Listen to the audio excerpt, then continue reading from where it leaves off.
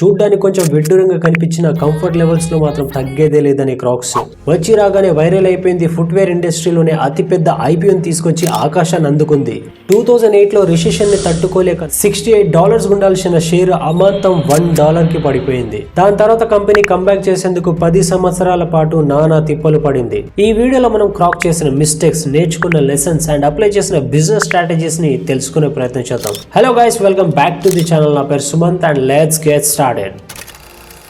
అది 2002 సంవత్సరం. ముగ్గురు దోస్తులు అలా బోటెక్కి సరదాగా చేపలు పడుతూ చిల్ అవుదామని సముద్రంలోకి వెళ్తారు. అందులో ఒకరు స్కాట్ సీమెన్స్. ఇతను ఒక మినీ సైంటిస్ట్ అనుకోండి.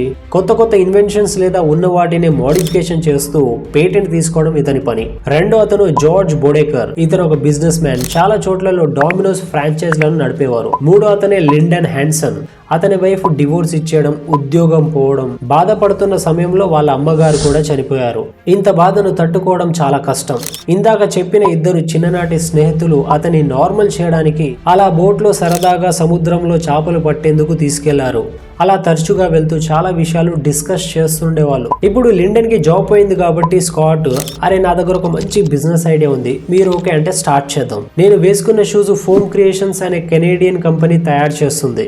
ఈ షూస్ చూడడానికి కొంచెం గలీజ్ గా కనిపించిన కంఫర్ట్ లెవెల్స్ లో మాత్రం నెక్స్ట్ లెవెల్ రా. దీంట్లో నేను చిన్న మోడిఫికేషన్ చేసిన, షూ స్లిప్ అవ్వకుండా బ్యాక్ స్ట్రాప్ యాడ్ చేసిన. వాళ్ళు కూడా ట్రై చేసి అరే నిజంగా షూస్ చాలా కంఫర్టబుల్ గా ఉన్నాయిరా, కానీ ఇంత గలీజ్ గా కనిపించే షూస్ ఎవడు కొంటారు చెప్పు. ఈ షూస్ బోట్ లో వేసుకోవడానికి అయితే కంఫర్టబుల్ గా ఉన్నాయి కదా, మనం బోట్ లో పనిచేసే వాళ్ళకే అమ్ముదాం. త్వరలో జరిగే ఫోర్ట్ లాండర్డేల్ ఇంటర్నేషనల్ బోట్ షోలో మనం అమ్ముదాం. ఒకవేళ సేల్ అయ్యిందే అనుకో, మనకు ఒక మంచి బిజినెస్ ఆపర్చునిటీ. ఒకవేళ సేల్ కాలేదనుకో, మనకు పెద్దగా వచ్చే నష్టం ఏమీ లేదు. అలా ఆ ఇంటర్నేషనల్ బోట్ షోలో సరే ఈ షూస్ చూడడానికి చాలా గలీజ్గా ఉన్నాయి కదా, కానీ ఒక్కసారి వేసుకొని చూడండి మీకు ఖచ్చితంగా నచ్చుతుందంటూ 200కు పైగా షూ పేర్స్ లను అమ్మారు. బిజినెస్ ని పెద్ద మొత్తంలో ఎక్స్పాండ్ చేయడానికి ఫోమ్ క్రియేషన్స్ దగ్గర నుంచి వెళ్ళి షూ సెల్లింగ్ లైసెన్స్ తీసుకుంటారు. షూని అలా మార్కెట్ లో రిలీజ్ చేయగానే వీళ్ళు ఎక్స్పెక్ట్ చేసిన దానికంటే ఎక్కువ రెస్పాన్స్ వచ్చింది. జస్ట్ బోట్ లో పనిచేసే వాళ్ళే తీసుకుంటారనుకుంటే క్రాక్స్ లో ఉండే ventilation, light weight, water resistant comfort వల్ల gardeners, super market, hospitals, hotels, restaurants, Crocs లో ఉండే కంఫర్ట్ కారణంగా ఎక్కువగా స్టాండింగ్ వర్క్ ఉండే ప్లేసెస్ లో వీటిని యూజ్ చేయడం స్టార్ట్ చేశారు. చాలా మంది లైక్ చేస్తున్నారు, చాలా మంది హేట్ చేస్తున్నారు. మరోవైపు క్రాక్స్ చూడడానికి గలీజ్ గున్నే అంటూ అగ్లీ ట్యాగ్ ని ఇచ్చేశారు. ఒకవైపు హేట్, ఇంకోవైపు లైక్ వల్ల ఇలా క్రాక్స్ కాంట్రవర్సరీస్ కి గురై ఎప్పుడు హాట్ టాపిక్ గానే ఉండేది. ఈ షూస్ కంఫర్ట్ కారణంగా వర్క్ ప్లేస్ లోనే కాకుండా అదర్ అకేషన్స్ లో కూడా యూజ్ చేయడం కామన్ అయిపోయింది. ఇలా ఫస్ట్ ఇయర్ లోనే 76,000 షూ పేర్స్ లను అమ్మింది క్రాక్స్. సెకండ్ ఇయర్ లో 44 lakh షూ పేర్స్ లను అమ్మింది. అలా వచ్చిన ప్రాఫిట్ తో 2004 లో ఫోమ్ క్రియేషన్స్ కంపెనీని కొనేశారు. 2006 లో క్రాక్స్ ఫుట్వేర్ మార్కెట్ లోనే అతిపెద్ద ఐపీఓని తీసుకొచ్చి స్టాక్ మార్కెట్ లో లిస్ట్ అయి $239 million ని రైజ్ చేసింది. 2007 వచ్చేసరికల్లా అంత అద్భుతం. స్టాక్ చాలా బాగా పర్ఫామ్ చేస్తుంది. ఒక్క షేర్ ప్రైస్ $68 కి పెరిగింది. దాని తర్వాత 2008 లో వచ్చిన రెసిషన్ మరియు కంపెనీ చేసిన కొన్ని మిస్టేక్స్ కారణంగా $68 ఉండాల్సిన షేరు అమాంతం $1 కి పడిపోయింది. కంపెనీ ఆగమాగమైపోయింది. దీనికి రీజన్స్ ఏంటంటే నంబర్ 1 రెసెషన్. దీని కారణంగా కన్స్యూమర్స్ దగ్గర పర్చేసింగ్ పవర్ తగ్గిపోయింది. అందులోనూ క్రాక్స్ ప్రైస్ కొంచెం ఎక్కువ ఉండే. Number 2 heavy expansion. World wide గా క్రాక్స్ కి పెరిగిన హెవీ డిమాండ్ కి తగ్గట్టుగా 90+ కంట్రీస్ లో 624+ స్టోర్స్ లను ఓపెన్ చేశారు. 2 సంవత్సరాలకు సరిపడా ఇన్వెంటరీని రెడీ చేయించారు. రిసెషన్ కారణంగా సేల్స్ తగ్గిపోవడంతో స్టాక్ అలాగే మిగిలిపోయింది. కంపెనీ అవసరం లేని చాలా ఫుట్వేర్ కంపెనీస్ లను కొనేసింది. 2007 లో లెదర్ ఫుట్వేర్ మ్యానుఫ్యాక్చర్ చేసే ఓషన్ మైండెడ్ కంపెనీని $1.75 million కి కొనేసింది. బైట్ ఫుట్వేర్ అనే కంపెనీని కొనేసింది. 2008 లో టైడల్ trade south African company $4.6 million కి కొనేసింది. దీంతో క్రాక్స్ ఫుట్వేర్ మార్కెట్ లోనే వన్ స్టాప్ సొల్యూషన్ గా మారాలనుకుంది. మీకు ఎలాంటి ఫుట్వేర్ కావాలన్నా మా దగ్గర దొరుకుతాయి, కానీ దాన్ని కన్స్యూమర్స్ యాక్సెప్ట్ చేయలేదు. నంబర్ 4 250+ డిఫరెంట్ షూస్ లను లాంచ్ చేసింది క్రాక్స్. దాంతో గందరగోళం అయిపోయింది.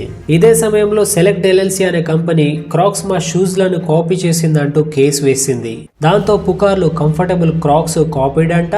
నంబర్ 6 చాలా మంది investors and business experts Crocs కేవలం ట్రెండ్ మాత్రమే, కొన్ని సంవత్సరాల తర్వాత అది డౌన్ ఫాల్ అవ్వాల్సిందే. ఆ డౌన్ ఫాల్ 2008 అనుకుని షేర్స్ లను అమ్మేయడం స్టార్ట్ చేశారు. ఇలా ఇన్ని కారణాల వల్ల $68 గా ఉండాల్సిన షేరు $1 కి పడిపోయింది.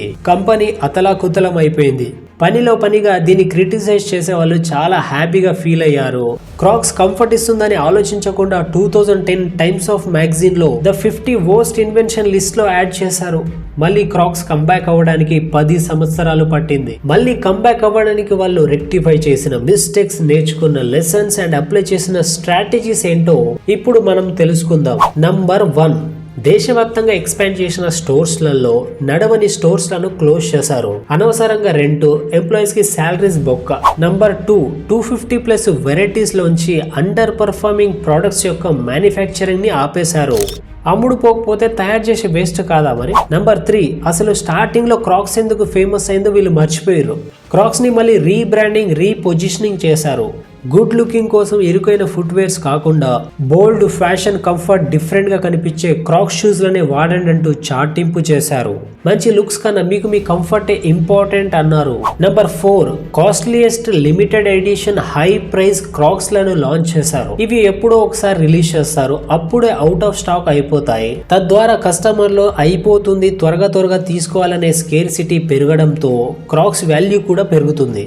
ఈ స్ట్రాటజీని నైకీ బాగా యూజ్ చేస్తుంది. నంబర్ 5, కాలం గడుస్తుంది, అధునాతన టెక్నాలజీ పెరుగుతుంది. ప్రపంచంలో ఏ మూలన అమ్మాలన్నా ఆన్లైన్ సర్వీస్ ఉండగా మనకెందుకు ఫికర్ దండగా అంటూ అమెజాన్ తో పార్ట్నర్షిప్ చేశారు. నంబర్ 6, KFC అంతటి పెద్ద బ్రాండ్స్ తో కొలాబరేట్ అవ్వడం, జస్టిన్ బీబర్ అంతటి సెలబ్రిటీస్ తో ప్రమోషన్ చేయించడంతో మళ్ళీ కంబ్యాక్ అవ్వకుండా ఎలా ఉంటుందో మీరే చెప్పండి. కోవిడ్ లో టిక్ టాక్ బాగా క్లిక్ అవడంతో యాడ్స్ బాగా రన్ చేశారు. ఇలా క్రాక్స్ ఓటమి నుండి లెసన్స్ నేర్చుకొని జరిగిన మిస్టేక్స్ లను సరిదిద్దుకుంటూ సమయస్ఫూర్తితో సరైన స్ట్రాటజీస్ యూజ్ చేసినందుకు గాను తిరిగి క్రాక్స్ కంబ్యాక్ అయ్యింది. వీళ్ళ రెవెన్యూ చూస్తే 2018 నుండి మళ్ళీ స్పీడ్ అందుకుంది. 2018 లో $1.1 బిలియన్, 2020 లో $1.4 బిలియన్, 2022 లో $2.2 బిలియన్. ఇలా గ్రాఫ్ మళ్ళీ పెరిగింది. ఇది వీడియో మీకు ఎలా అనిపించిందో కామెంట్ చేయండి.